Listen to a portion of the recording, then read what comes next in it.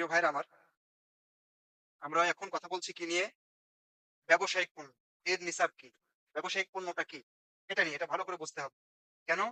কারণ ব্যবসায়িক পণ্য এমন যার ভেতরে বেশিরভাগ মাল চলে আসে, বেশিরভাগ সম্পত্তি চলে আসে।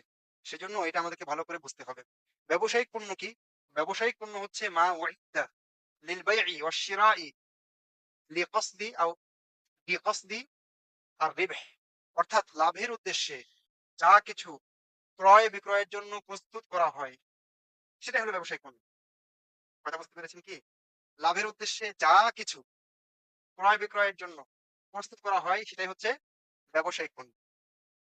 তাহলে সেই হিসেবে যিনি কাপড়ের ব্যবসা করেন, কাপড় কিনে রেখেছেন দোকানে, এটা তার ব্যবসায়িক পণ্য। মুদি দোকানদার, দোকানে যা আছে এটা তার ব্যবসায়িক পণ্য। একজন ফার্মেসির ব্যবসা করেন, ওষুধের ব্যবসা করেন, আ তার দোকানের ওষুধ তার ব্যবসায়িক পণ্য। আবার আরেকজন উনি আ ফ্ল্যাটের ব্যবসা করেন। মানে ফ্ল্যাট কিনে অথবা বানিয়ে বিক্রি করেন। তাহলে উনার কাছে ফ্ল্যাটটাই ব্যবসায়িক পণ্য। আরেকজনের গাড়ির শোরুম আছে। তাহলে গাড়ি এখন তার ব্যবসায়িক পণ্য। ভালো করে বুঝতে পারছি আমরা?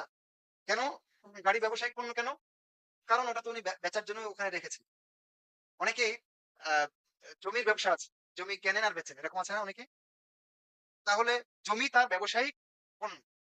অর্থাৎ ক্রয় বিক্রয়ের জন্য, লাভের উদ্দেশ্যে ক্রয় বিক্রয়ের জন্য যা কিছু আমি রাখি সামনে সেটাই হলো ব্যবসায়িক পণ্য।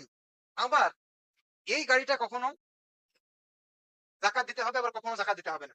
একই জমি কখনো যাকাত দিতে হবে, কখনো যাকাত দিতে হবে না।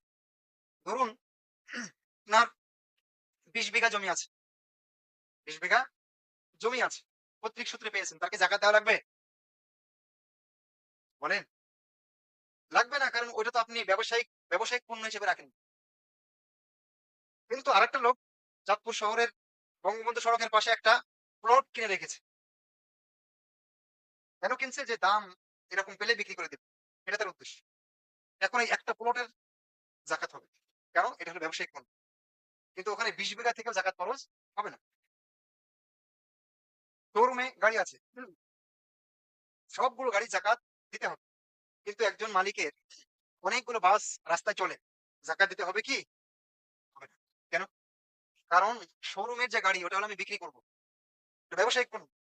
কিন্তু যেটা আমি গাড়ি কিনে রাস্তায় ভাড়ায় রেখেছি ওগুলো তো ব্যবসায়িক পণ্য না। ওখান থেকে আমি উপার্জন করি। ওই উপার্জনের উপরে যাকাত ফরজ হলে দিতে হবে। কিন্তু ওই গাড়ির উপরে যাকাত ফরজ হবে না।